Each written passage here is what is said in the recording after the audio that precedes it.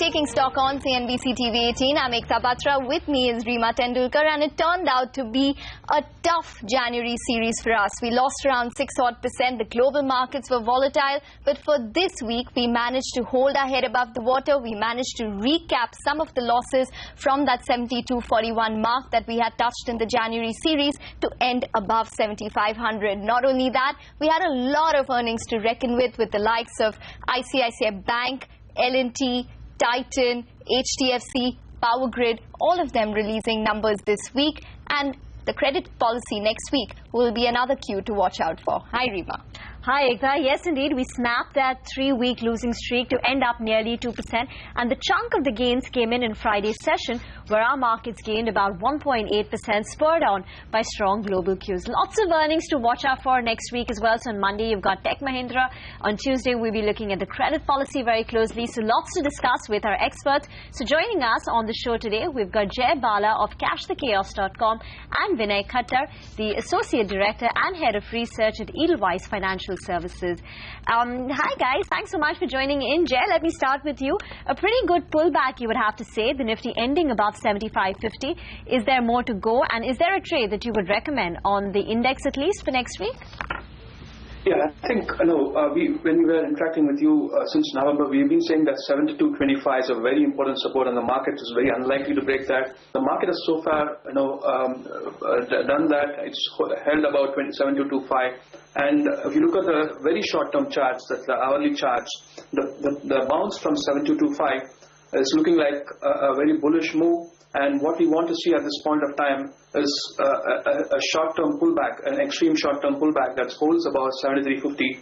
I think if it does that and takes out the high that is made, either the high of Friday or the Monday, it's going to make the high. That high, if it takes out after the pullback, that's going to be very bullish for the market in the short to medium term.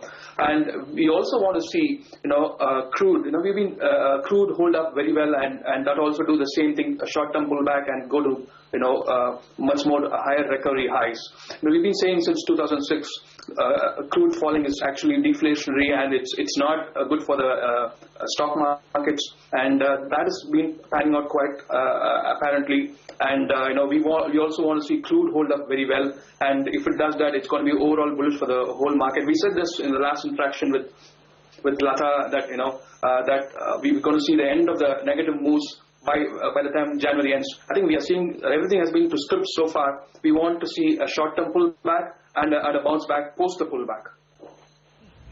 Jay, what about the bank Nifty? Because that one's recovered very smartly at above 15,500 from the levels of around 14,700 or that it had hit in the January series. Your sense in terms of what could be the sustainable level that we could watch out for?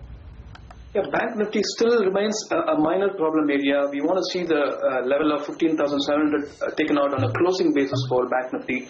I think if it does that, it will be a short-term positive. But within the Bank Nifty, we still aren't seeing a big recovery come through for State Bank or ICICI. I know within the banking space, our top pick remains Khattar Bank, and I think that's going to be an outperformer within the sector. And we want to see the frontline stocks like SBI and ICICI take the lead in the short term. Once it does that and takes out key resistances, I think the recovery for the whole market will be much more sustainable. Jay, no thoughts on Yes Bank? That was clearly the star in Friday's trade.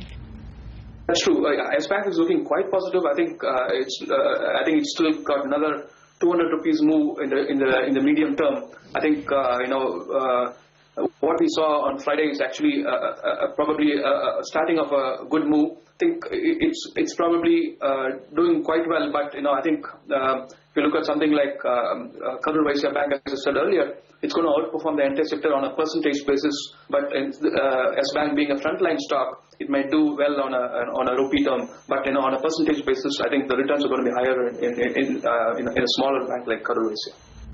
Jay, HUL didn't have too bad a week. That stock was up around 6% on a week-to-date basis. Your sense in terms of where it could go from this 817 odd level?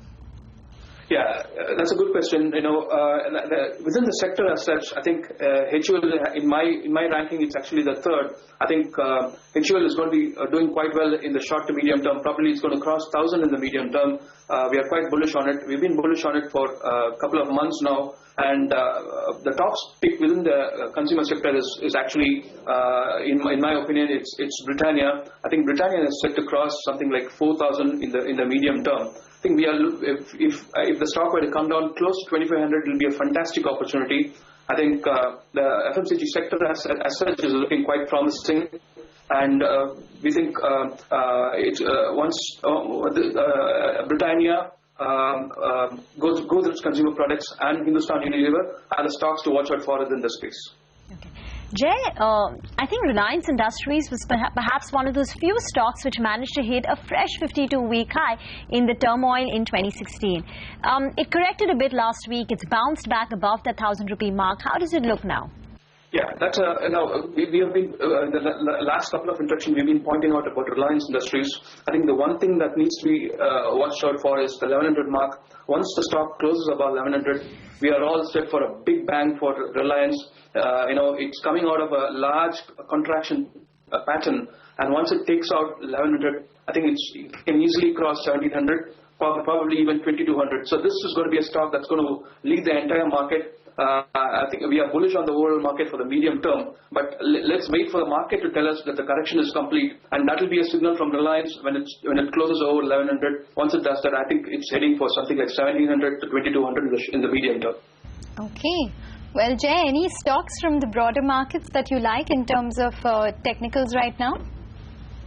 Yeah, that is an interesting pick on the mid-cap space. We don't usually talk about it. There's a stock called Philips Carbon Black. I think it's looking quite interesting from a price action perspective. I think the stock is very likely to hold about 90, and that's going to be an important support for the stock. And from its current level of about 100 odds, I think it's set to scale something like 180. This is a very interesting stock. You've got to be a bit patient about with the stock. There could be a short-term dip that's still pending, but you can start nibbling in at the current levels. I think I'm looking at something like 180 to 200 for the stock. Pharmaceutical names like Sun Pharma and DRL had a fairly good week with gains of about 10 and 7% respectively. Any thoughts? Any trading ideas? Yeah, still Cipla remains a good bet for me within the pharma space. It's been oscillating between 570 and 740. I think if it were to continue a follow-through buying, if you had to see a follow-through buying for the stock, I think it's looking quite promising. But the rest of the stock within this sector, I need a little more confirmation from price. At this moment, it's not completely clear. But I think the sector as such, I think it's going to again join the bandwagon of the bullish move once the frontline stocks like Cipla and Dr. Reddy takes lead. But for me, the top pick within the sector is Cipla. Well, Jay, one of the standout result reactions had to be something like an ICICI Bank this week. Your sense in terms of the technicals for ICICI Bank? That stock is currently at around 230 rupees. It's already lost around 11% year. And if you could compare it, say, to the likes of Axis. Yeah, as I said earlier, ICICI and SBI is a little bit of concern for me. I think if the markets were to have a little bit of downside, these are the two stocks that could drag the market. But I think there are indications, early indications that these stocks are also bottoming out. Once the stock can take out 263 on a closing basis, I think it will be a mark that the correction here is also complete. But that's quite a 10 to 12% upside of work to be done for the stock. So we need to be a bit more patient here. But I don't think given the fact that the overall market is looking quite positive, this is going to lag much behind. But this is probably lagging behind in the short term. Once this stock starts to pick up, I think the entire banking sector will also pick up.